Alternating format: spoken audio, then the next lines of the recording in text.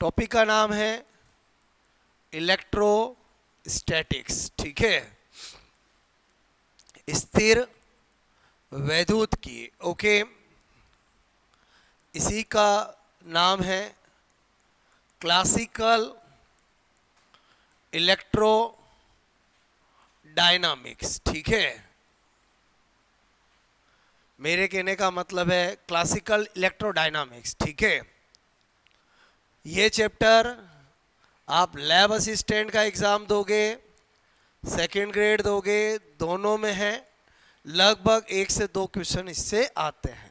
जो भी टॉपिक पढ़ाऊंगा उससे एग्जाम में कितने क्वेश्चन आते हैं हमेशा बताऊंगा, क्लियर। और वो आपके किन किन एग्जाम में है वो भी बताऊंगा, बात समझो ना, ताकि आपको ध्यान रहे कि हमें बोलो किस तरह से टॉपिक स्टडी करने हैं।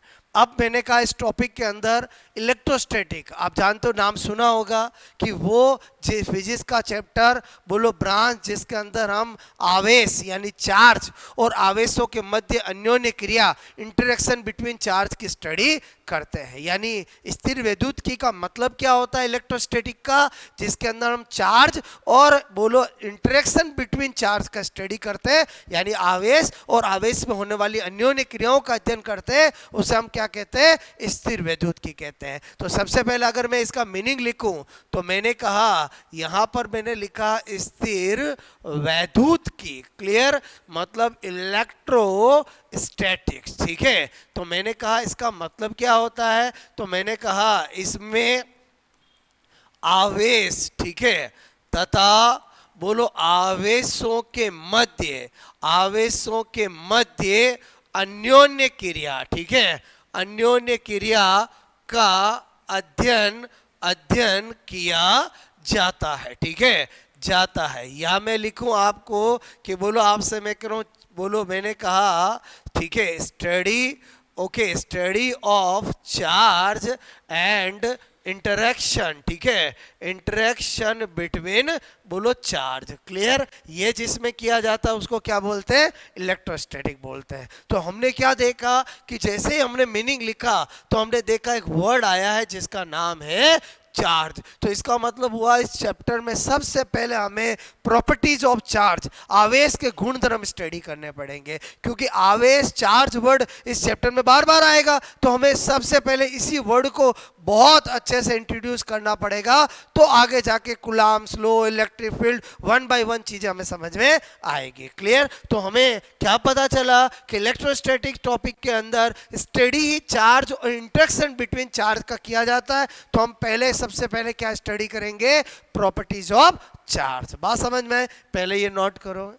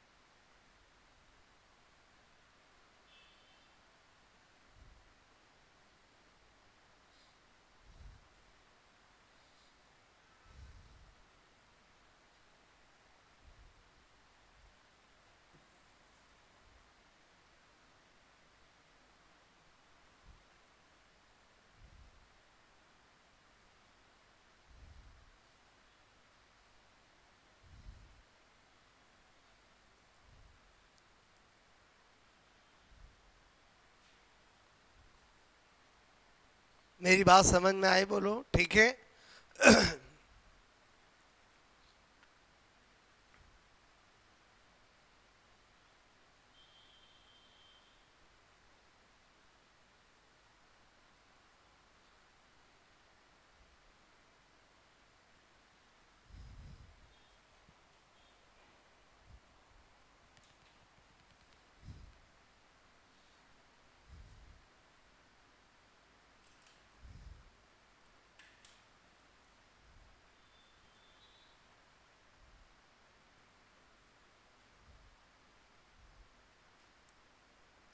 हो गया, ओके, तो हमें क्या पता चला, वर्ड आया चार्ज, तो हम क्या स्टडी करने जा रहे हैं, बोलो आवेश के गुण धर्म। ठीक है, मैंने कहा प्रॉपर्टीज, ठीक है, ऑफ चार्ज। ओके, आवेश के गुण धर्म एक एक करके स्टडी करते हैं, ध्यान से समझो। कुछ प्रॉपर्टीज बताता हूँ, फिर नोट करना, कुछ बताता हूँ नोट करना। क्लियर? सबसे पहला, आवेश एक अदिश राशि है, यानी charge is a scalar quantity. Clear? क्या बताया मैंने? आवेश बोलो एक अदिश राशि। ठीक है, अदिश राशि बोलो है, यानी क्या बता रहा हूं, बोलो चार्ज इज ए बोलो स्केलर क्वांटिटी। ठीक है, बोलो क्या बोला मैंने? Charge is a scalar quantity, आवेश एक अदिश राशि है। ओके, नंबर 2, दूसरा पॉइंट क्या बता रहा हूं, आवेश दो प्रकार के होते हैं, two types of charge, one is positive and one is negative. ठीक है, क्या बता रहा हूं, बोलो आवेश दो प्रकार के होते हैं। ठीक है, होते हैं, बोलो एक मैंने कहा धनात्मक आवेश, ठीक है, बोले तो पॉजिटिव चार्ज, बोलो मैंने कहा एक क्या होता है, ऋणात्मक आवेश, बोले तो नेगेटिव चार्ज। क्लियर? यानी क्या बोला मैंने, बोलो टू टाइप्स, ठीक है, ऑफ चार्ज। ओके, अच्छा, तीसरी बात क्या बोल रहा हूं मैं आपको, मैंने कहा कि बिटवीन सिमिलर चार्ज, दो सजातीय आवेशों में हमेशा रिपल्सन होता है, और टू आपसे मैं कर रहा हूं अपोजिट चार्ज में क्या होता है, अट्रैक्शन होता है। बिल्कुल बचपन से अपने पढ़ा है। क्लियर? तो मैंने कहा सजातीय, ठीक है, सजातीय, ठीक है, आवेशों में, ठीक है, सजातीय आवेशों का मतलब है, बोलो मैंने कहा बिटवीन, बोलो सिमिलर चार्ज। ठीक है, क्या होता है, बोलो प्रतिकर्षण। ठीक है, प्रतिकर्षण का मतलब क्या होता है, बोलो रिपल्सन। क्या लिख रहा हूं मैं, बोलो रिपल्शन। ठीक है, और मैंने कहा यहां पर विजातीय, ठीक है, विजातीय, बोलो आवेशों, आवेशों के मध्य। ठीक है, बोलो मैंने कहा बिटवीन, बोलो अपोजिट, ठीक है, चार्ज, क्या होगा, बोलो यहां पर मैंने कहा आकर्षण। ठीक है, मतलब अट्रैक्शन। ठीक है, क्या लिख रहा हूं मैं, बोलो अट्रैक्शन। पहले बताओ ये 3 पॉइंट समझ में आया, बोलो बिल्कुल basic point. Clear? Note down करो।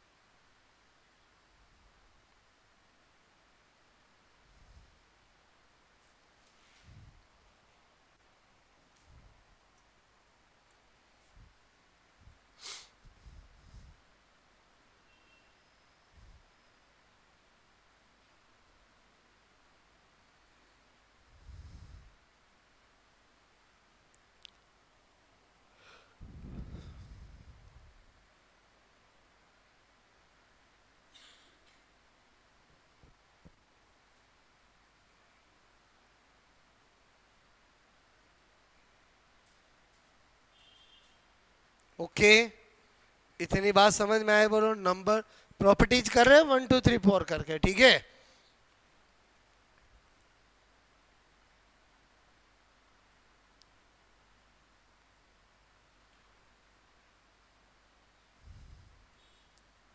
आपको मेरी बात समझ में आई? जो मैंने थर्ड पॉइंट लिखा है, उसका मैं क्या कहना चाहता हूँ, मेरे कहने का मतलब है पॉसिबिलिटी आप जानते हो, ये Q1 है, ये Q2 है, ठीक है। या तो ये प्लस प्लस हो सकते हैं, माइनस माइनस हो सकते हैं, प्लस माइनस हो सकते हैं, माइनस प्लस हो सकते हैं। इन चार के अलावा पांचवी कोई पॉसिबिलिटी नहीं है, ठीक है। तो इसका मतलब हुआ इस केस, और यहाँ पर नेचर लिखूं मैं, ठीक है। तो बताओ प्लस प्लस होगा तो क्या होगा, रिपल्सन, आर का मतलब समझोगे। और मैंने कहा माइनस माइनस होगा तो भी क्या होगा, रिपल्सन। और प्लस माइनस होगा तो अट्रैक्शन, माइनस प्लस होगा तो अट्रैक्शन। क्लियर मेरी बात, यही पॉइंट मैंने आपको थर्ड बताया। क्लियर, तो आपसे मैं करो ये नोट कर लो।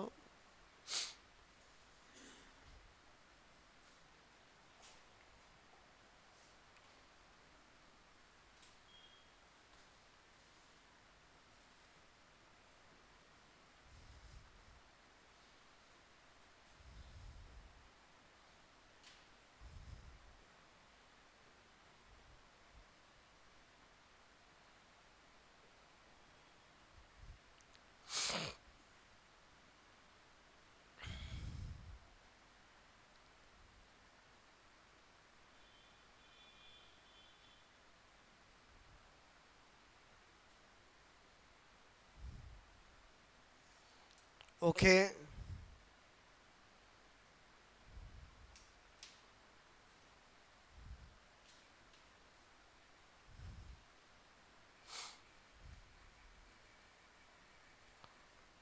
पॉइंट प्रॉपर्टी नंबर फोर्थ, ठीक है। क्या ये नोट बोलो,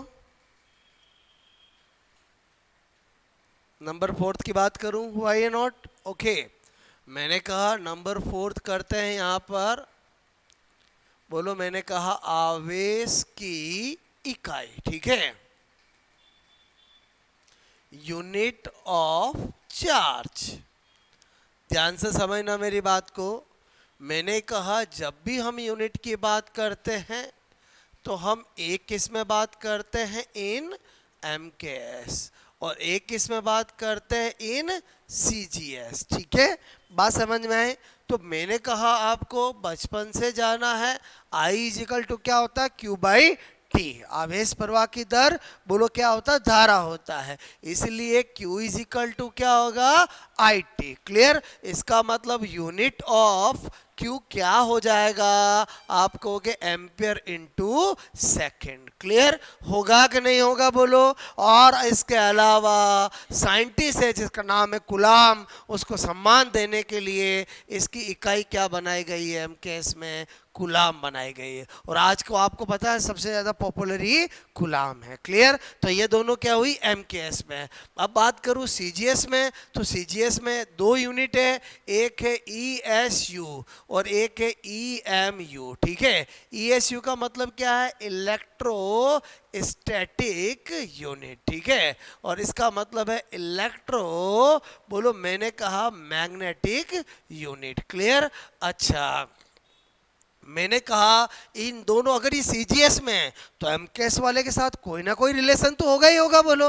क्लियर, तो मैं क्या बताना चाह रहा हूं, 1 coulomb is equal to 3 into 10 की पावर 9 ESU। क्या लिखा मैंने, बोलो 1 coulomb is equal to 3 into 10 की पावर 9 ESU। उसके अलावा क्या बता रहा हूं, 1 EMU is equal to 3 into 10 की पावर 10 ESU। तो मैंने कहा फिर तो यार मुझे एक बात समझ में आई कि मैं A1 EMU को 10 कूलाम लिख सकता हूं, यस या नो, बोलो मुझे एक बात बताओ।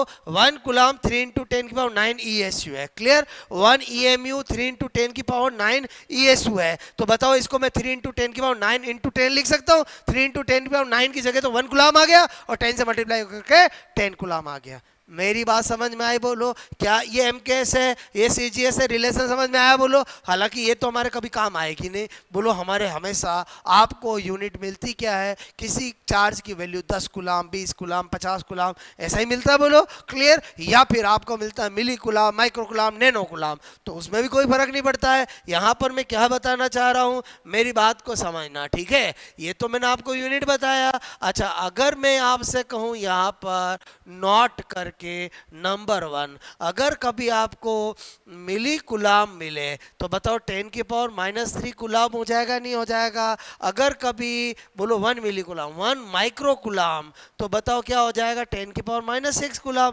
1 नैनो कुलाम, क्लियर, 10⁻⁹ कुलाम। मैं क्या बता रहा हूँ, ये जो चीज बताई समझ में आए? बोलो आपको, आपको कहा जाए दो चार्ज है जिनका चार्ज 4 माइक्रो कुलाम 4 माइक्रो कुलाम है, क्लियर। बताओ न्यूमेरिकल क्वेश्चन करते समय हमें माइक्रो कुलाम रखना पड़ेगा, कुलाम रखना पड़ेगा, कुलाम रखना पड़ेगा। तो बताओ माइक्रो कुलाम में माइक्रो हटाने के लिए क्या करना पड़ेगा? 10⁻⁶। बोलो बात समझ में? पहले बताओ मिली माइक्रो नैनो नाम सुने नहीं सुने? मिली का मतलब 10⁻⁻3, माइक्रो का मतलब 10⁻�6 और नैनो का मतलब 10⁻⁹ क्लियर। चाहे यहाँ कुलाम में हो चाहे मीटर में हो कहीं भी हो। आज मुझे कोई कहे कि 6 माइक्रोमीटर तो बताओ मैं उसकी माइक्रो को हटाने के लिए 10⁻�6 करूंगा ही करूंगा?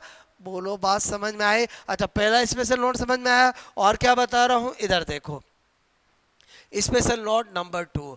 अगर मुझे कोई के चार्ज की डिस्कवरी किसने की है तो आवेश की खोज फ्रैंकलिन ने की है। ये वैज्ञानिक का नाम है, हीरोइन का नाम नहीं है। किसका नाम है? बोलो वैज्ञानिक का नाम। बचपन में आपने कभी भी पढ़ा होगा, बोलो 12th में पढ़ा होगा कि बोलो आपसे मैं कह रहा हूँ आवेश की खोज किसने की है? फ्रैंकलिन ने की है। बोलो बात, बेंजामिन फ्रैंकलिन ने की है। तो मैंने कहा यहाँ पर आवेश की खोज, ठीक है। बोलो मैंने कहा किसने की है?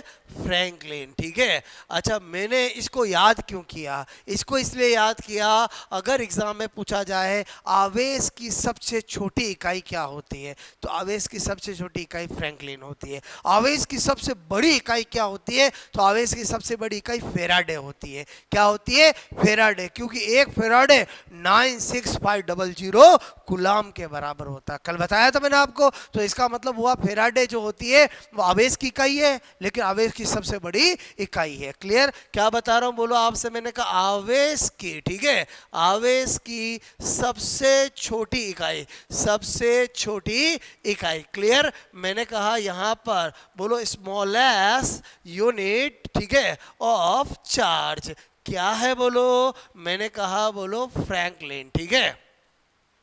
उसके बाद मैंने कहा स्पेशल नोट में आवेश की बोलो सबसे बड़ी, ठीक है, सबसे बड़ी इकाई, क्लियर। मैंने कहा ये इंपॉर्टेंट है, ध्यान रखना। बोलो मैंने कहा largest unit of charge, clear. तो आपसे मैंने कहा कौन होती है? बोलो फेराडे। क्या होती है? बोलो मैंने कहा फेराडे, ठीक है, फेराडे होती है, क्लियर। और आपको पता होना चाहिए कि एक फेराडे जो होता है वो 96500 गुलाम के बराबर होता है, क्लियर। मेरी बात समझ में आई? बोलो एक फेराडे कितने गुलाम के बराबर होता है? 96500 गुलाम के बराबर होता है, क्लियर। अच्छा एक और पॉइंट है, ये सारे तो स्पेशल नोट बता रहा हूं मैं, क्लियर। बाकी मैंने यूनिट तो आपको एमके सीजीएस में बता दी है। एग्जाम में पूछा जाए आवेश की प्रैक्टिकल यूनिट क्या होती है, प्रायोगिक इकाई क्या होती है, तो आवेश की प्रायोगिक इकाई एम्पियर हावर्स होती है। क्या होती है?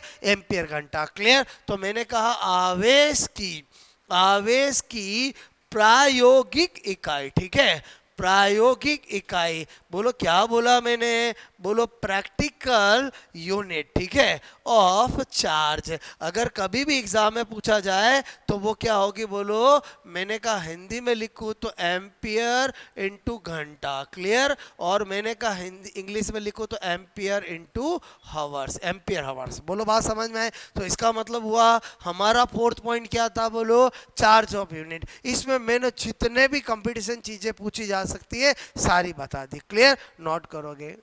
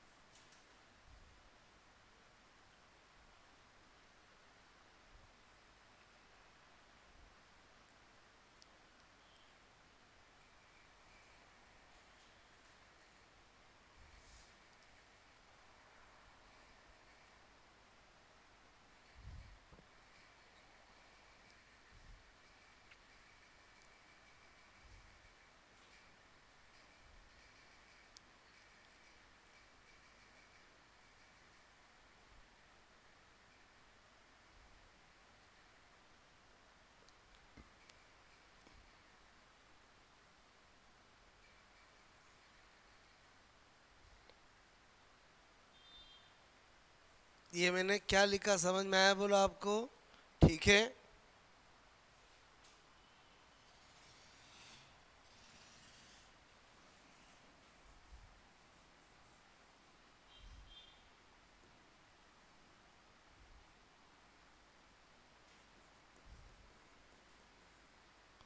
एक मिली कुलाम, ठीक है, आप ज़्यादा बेटर समझ जाओगे। ठीक है, एक माइक्रो कुलाम, ठीक है, एक नैनो कुलाम, ठीक है। आई होप मेरी बात समझ में आई होगी, ठीक है।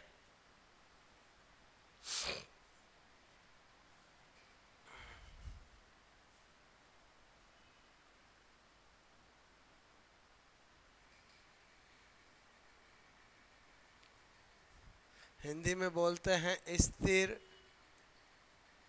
वैद्युत की इकाई, और इसको बोलते हैं स्थिर चुंबकीय इकाई, ठीक है।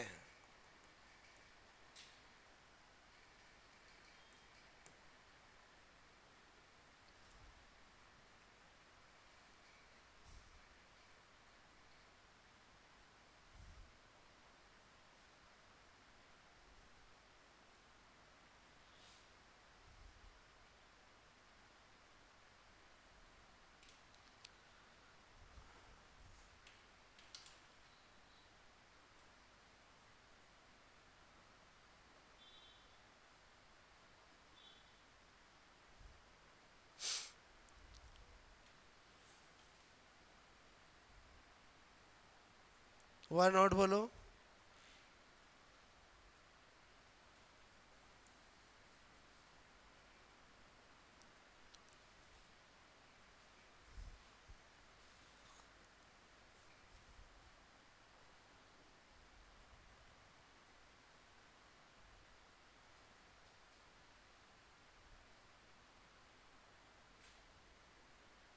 हो गया ये नोट? ओके, जो ऐसा लिखते हैं उसका मतलब ये होता है, ठीक है।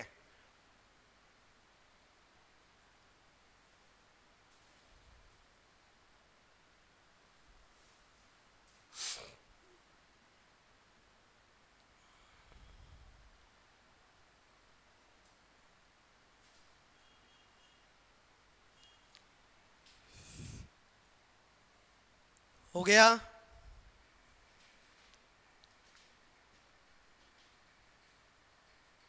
10⁻³ -6 माइनस, ठीक है।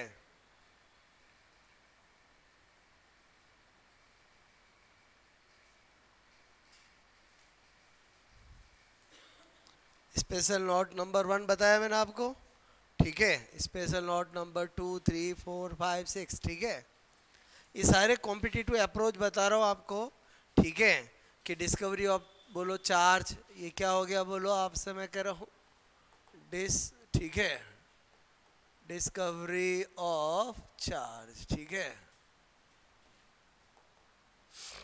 फ्रैंकलिन। नेम ऑफ साइंटिस्ट है, ठीक है। पढ़ा होगा कभी ना कभी कि चार्ज की डिस्कवरी फ्रैंकलिन ने की है, ठीक है। ये एक्चुअली मेरे बताने के पीछे रीजन ये था, बोलो बात समझो ना, कि स्मॉलेस्ट यूनिटी क्या है बोलो फ्रैंकलिन है, और लार्जेस्ट यूनिट क्या है बोलो फेराडे है। क्लियर?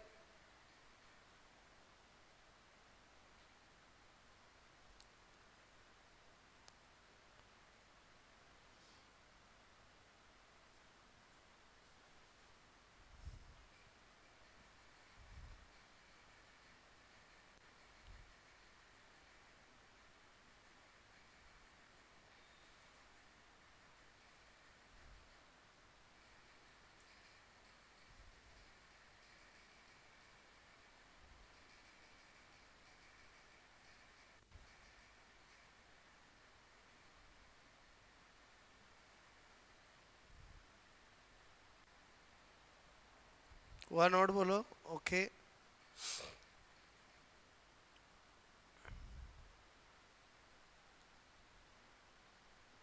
सारे अपने आप में क्वेश्चन है, चार्ज की प्रैक्टिकल यूनिट क्या होती है बोलो? एम्पियर हावर्स, ठीक है।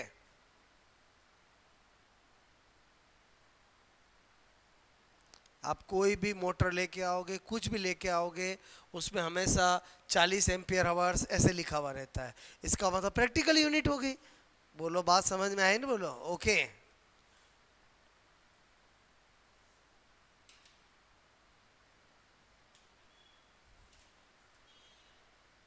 हुआ? हम क्या देख रहे हैं? Properties of charge. मैंने कितनी प्रॉपर्टी बताई? 4, ठीक है। नंबर 5 प्रॉपर्टीज ऑफ चार्ज पढ़ रहे हैं बोलो। ये तो मैंने आपको 4 नंबर बोलो प्रॉपर्टी लिखा, उसके अंदर सारी बातें बताई थी। क्लियर? बात समझ में आ रही है? ओके। किए ये नोट पॉइंट सारे? हो गए? ओके। नंबर पॉइंट हमारा प्रॉपर्टी 5 होगा बोलो आवेश की विमा, डायमेंशन ऑफ चार्ज, ठीक है। बोलो नंबर 5 आवेश की विमा, ठीक है। डायमेंशन, ठीक है, ऑफ चार्ज।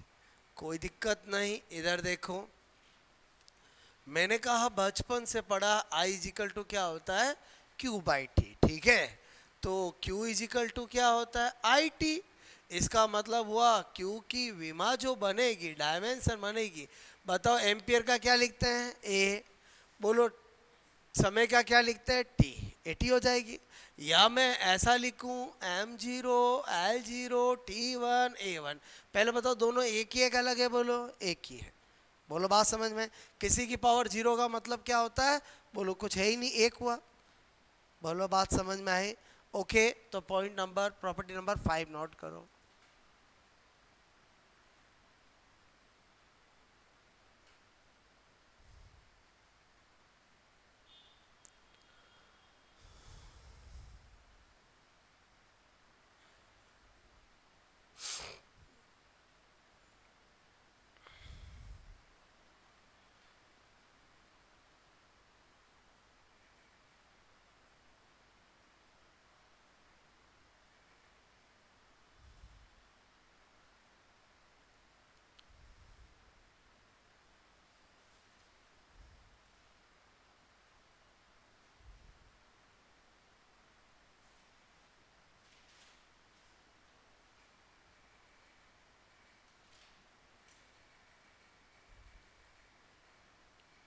ओके।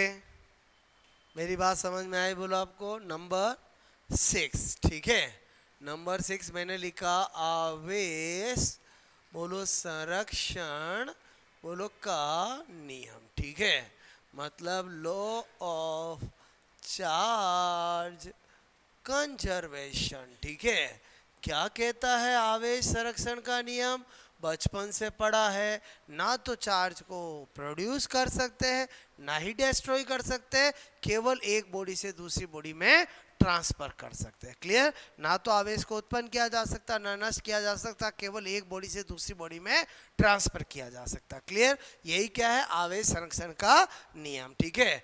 आवेश को, ठीक है, ने तो उत्पन्न किया, ठीक है, जा सकता है, ठीक है, ने ही नाश किया बोलो जा सकता है, ठीक है। केवल केवल एक वस्तु, ठीक है, वस्तु मतलब बॉडी बोलो से बोलो दूसरी बॉडी, ठीक है, पर स्थानांतरित ट्रांसफर पर बोलो स्थानांतरित, ठीक है, बोले तो ट्रांसफर, ठीक है, ट्रांसफर किया बोलो जा सकता है, ठीक है। यही मैं शॉर्ट में बोलूँ तो इंग्लिश में क्या बोल सकता था? According to this law never बोलो charge produce and never charge destroy, only बोलो shift one body to transfer one body to other body. बात समझ में आए? बोलो ओके। नोट करोगे? मेरी बात समझ में आए? बोलो ये क्या लिखा हुआ? बोलो लॉ ऑफ चार्ज कंजर्वेशन, ठीक है। According to this law charge बोलो never produce and never destroy, only transfer one body to another body. Clear?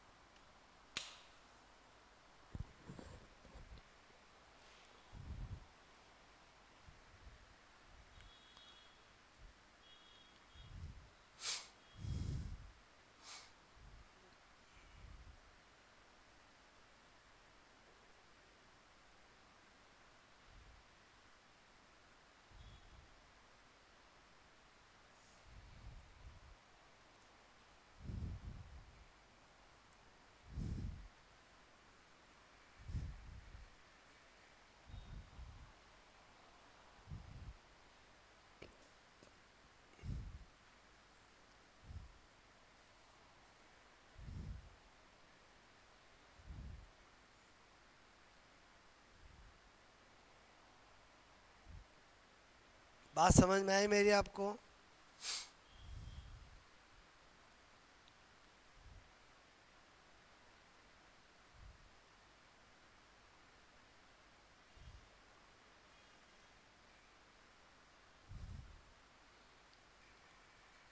Property number 7,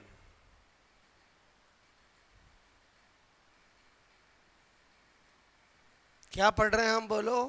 properties of charge, ठीक है। नंबर 7। अब आपसे मैं कह रहा हूं 7 में क्या बता रहा हूं।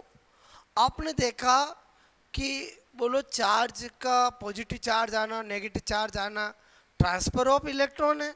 अगर किसी बॉडी पर इलेक्ट्रॉन आए हैं तो बताओ चार्ज कैसा आएगा? नेगेटिव। अगर किसी बॉडी से इलेक्ट्रॉन निकले हैं तो उस बॉडी पे चार्ज कैसा आएगा? पॉजिटिव। मेरी बात को समझना। अच्छा मुझे बताओ चार्ज का, बोलो आपसे इलेक्ट्रॉन का आना जाना चार्ज होगा तो इलेक्ट्रॉन बोलो आएंगे या जाएंगे? बोलो पूर्णांक में ही होंगे। कभी किसी में 3.5 इलेक्ट्रॉन आते हैं क्या? इलेक्ट्रॉन आएंगे या जाएंगे तो 2, 1, 3, 5, 7, 10। बोलो बात समझ में? इसीलिए मैं क्या बताना चाह रहा हूं कि बोलो मैंने कहा Q बराबर क्या होता है? N ही। बोलो ध्यान से समझना, ये फॉर्मूला इतना इम्पोर्टेंट है कि अक्सर इससे क्वेश्चन आते हैं। अब यहाँ पर बोलो मैंने कहा N क्या है, ठीक है? तो नंबर ऑफ, मैंने कहा ट्रांसफर, ठीक है? बोलो ट्रांसफर इलेक्ट्रॉन, ठीक है? बोलो स्थानांतरित इलेक्ट्रॉन की संख्या। क्लियर? मैंने कहा स्थानांतरित इलेक्ट्रॉन की संख्या, ठीक है?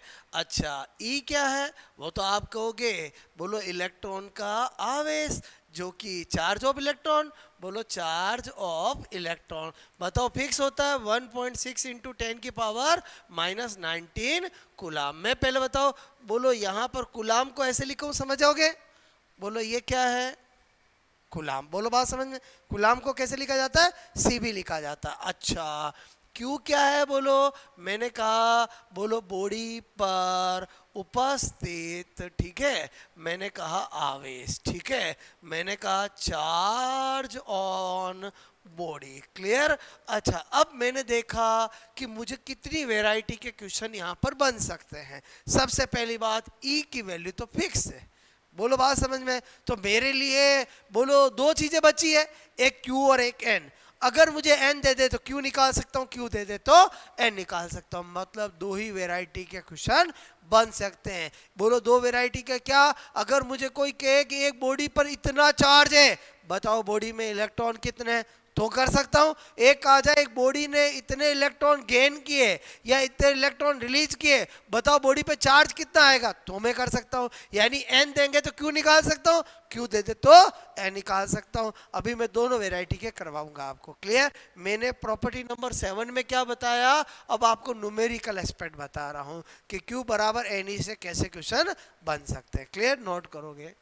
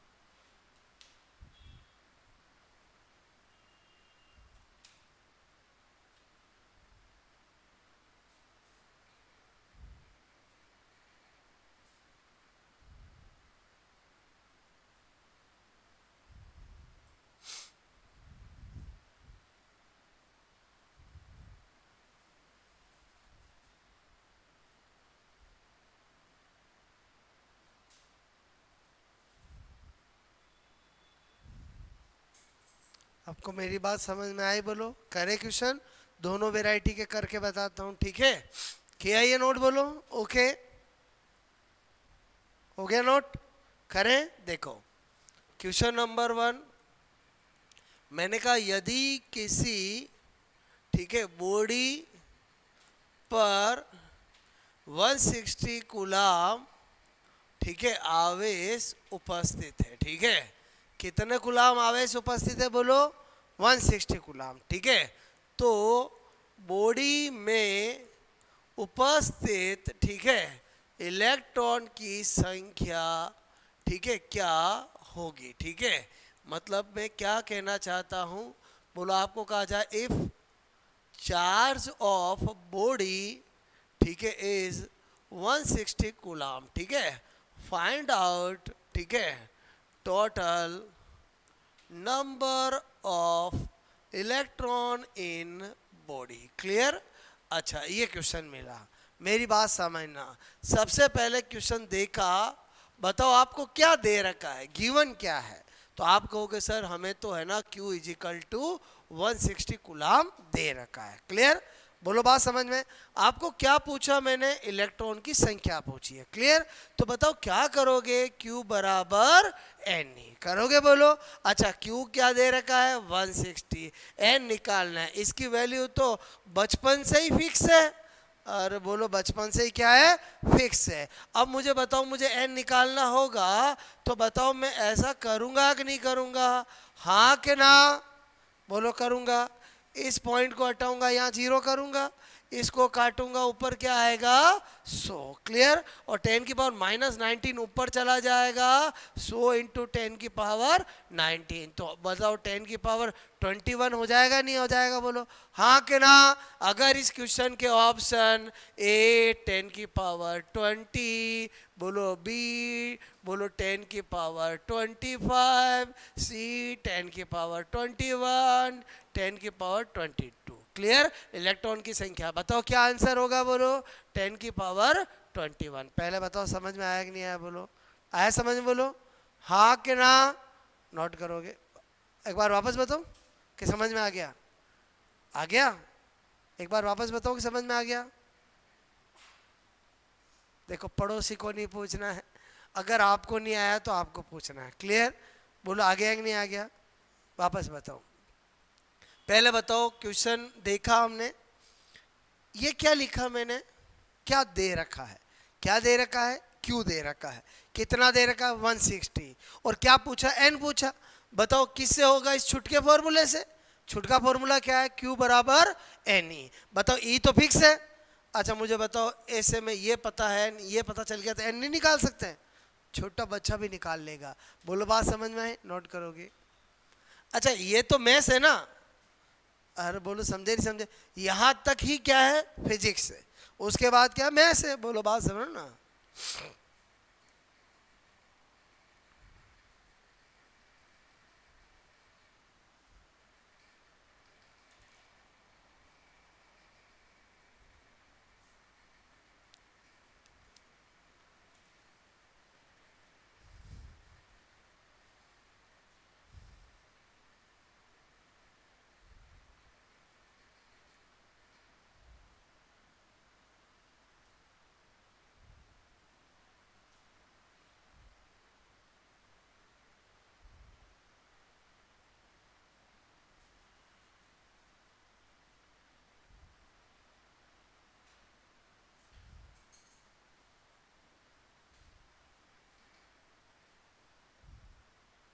बात समझ में आई मेरी आपको? ठीक है।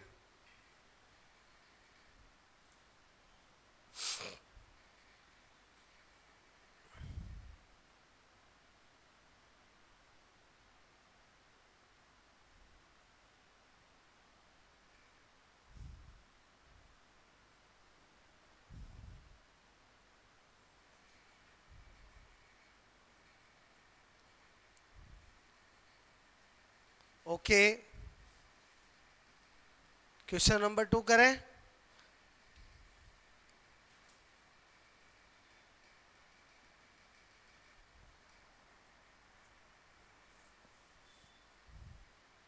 हुआ ये नोट? बोलो ठीक है। क्वेश्चन नंबर 2 कराता हूं, ठीक है। अगेन समझ बोलो, क्वेश्चन नंबर 2 क्या कहूं, यदि एक बॉडी, ठीक है, में 10 इलेक्ट्रॉन ट्रांसफर स्थानांतरित, ठीक है, किए गए तो बॉडी पर आवेश होगा, ठीक है। बात समझना, मतलब आप समझ के क्वेश्चन बोलो। If transfer 10 electron on body, find out charge of body. Clear, मेरी बात समझ में। ऑप्शन क्या दे रखे हैं, पहला दे रखा है 1 × 10⁻⁻20 कूलाम, ठीक है। दूसरा क्या दे रखा है, -16 × 10⁻⁻19 कूलाम, +16 × 10⁻⁻19 कूलाम, ठीक है। और एक दे रखा है आपको सपोज दैट 160 × 10⁻⁻19 कूलाम। क्लियर, ये ऑप्शन दे रखे हैं, इधर ध्यान से समझना। ये आपसे मैंने कहा आपको ऑप्शन है, ठीक है। ओके, अब आप समझो। सबसे पहली बात तो मैंने कहा Q बराबर क्या होता है, N।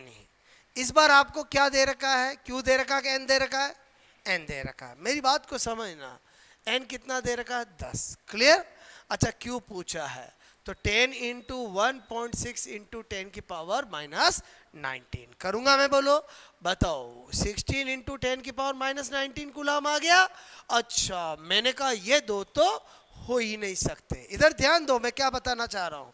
अब एक ऑप्शन है नेगेटिव और एक ऑप्शन है पॉजिटिव। क्लियर, अब आप खुद बताओ मुझे, मैं अगर किसी बॉडी पर इलेक्ट्रॉन ट्रांसफर करूंगा तो बॉडी पे चार्ज नेगेटिव आएगा कि पॉजिटिव आएगा, नेगेटिव आएगा। क्लियर, बोलो बात समझ में आए। मैंने इलेक्ट्रॉन ट्रांसफर किए कि रिलीज किए, ट्रांसफर किए। तो बताओ आंसर आपका ये आया है, पॉजिटिव में टिक करोगे नेगेटिव में टिक करोगे, नेगेटिव में टिक करोगे। बोलो बात सब। अगर यही क्वेश्चन होता कि एक बॉडी से मैंने 10 इलेक्ट्रॉन रिलीज किए, निकाले, बॉडी पे चार्ज क्या आएगा, सोल्व करने पर तो यही आएगा। मैं क्या बताना चाह रहा हूं, मैं आपको क्या बताना चाह रहा हूं, पॉजिटिव कब टिक करना है, नेगेटिव कब टिक करना है, इसमें अक्सर स्टूडेंट गलत कर देते हैं। मैं आपको वो नहीं सिखा रहा हूं कि यहां पर बोलो इलेक्ट्रॉन है, इसकी वैल्यू -1.6 × 10⁻⁻19 होती, नहीं, यहां पर केवल मैग्नीट्यूड ही लिखना है। क्या लिखना है, केवल मैग्नीट्यूड।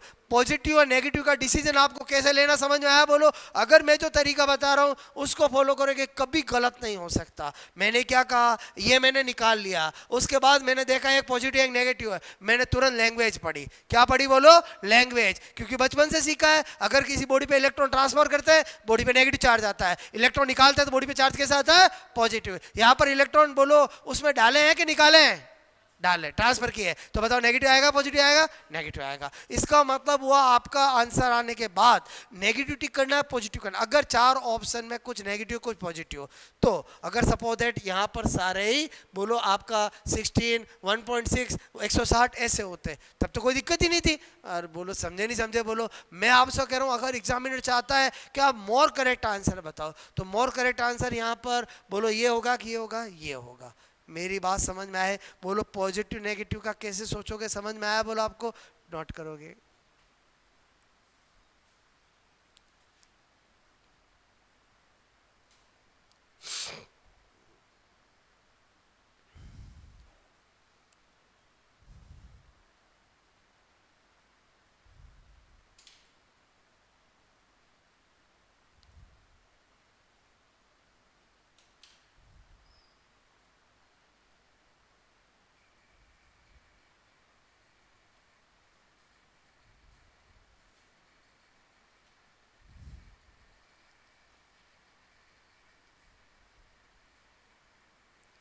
मेरी बात समझ में आए, पहले बताओ मैंने आज आपको क्या सिखाया। सबसे पहले कि जिस चैप्टर को हम पढ़ने जा रहे हैं, जिस चैप्टर में बार बार वर्ड चार्ज आएगा, पहले मैंने चार्ज की सारी प्रॉपर्टी बताई। उन प्रॉपर्टी में चाहे यूनिट की बात हो, डायमेंशन की बात हो, प्रॉपर्टी की बात हो, न्यूमेरिकल हो, सारा मैंने बताया। अच्छा, दो वेराइटी के अलावा तीसरा कोई क्वेश्चन बन ही नहीं सकता, क्योंकि या तो क्यू देके एन पूछ सकता है या एन देके क्यू पूछ सकता है। बात समझ में आए? तो आज हमने जो चैप्टर स्टार्ट किया है उसमें जो मैंने आज क्या कंटेंट सिखाया, प्रॉपर्टीज ऑफ चार्ज। क्लियर? तो जब हम प्रॉपर्टीज ऑफ चार्ज सीख गए तो अब पूरे चैप्टर में हम इंटरेक्शन की बात करेंगे। और सबसे पहले इंटरेक्शन की बात कुलाम ने की है। किसने की है? कुलाम ने, अपने कुलाम लॉ में की है। और आपको पता है कुलाम लॉ में दो चार्ज को कुछ दूरी पे रखते हैं तब उनके बीच लगने वाले बल की बात की जाती है। जब दो चार्ज होंगे तभी इंटरेक्शन की बात होगी। बात समझ में आए? तो इसका मतलब हुआ हमने जो चैप्टर का स्टार्टिंग किया है उसमें हमने सबसे पहले चार्ज की प्रॉपर्टी जान ली, तो हम कल कुलाम लॉ सीखेंगे। बात समझ में? बिल्कुल सिस्टमेटिक तरीके से मैं चैप्टर को आगे बढ़ाऊंगा और एंड ऑफ चैप्टर आपको हर एक चीज अच्छे से क्लियर हो जाएगी। बात समझ में आए? बोलो ओके।